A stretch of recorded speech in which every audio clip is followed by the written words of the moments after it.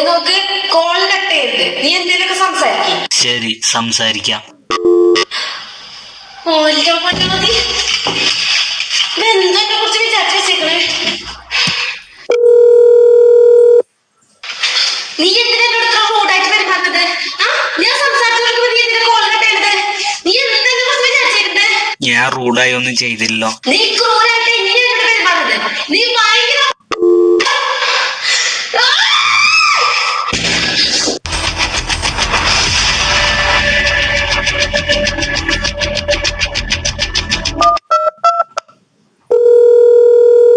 Hello, നിനക്ക് എന്ത് അധികാരം കിട്ടുക എന്റെ കോൾ കട്ട് ചെയ്യാനായിട്ട്?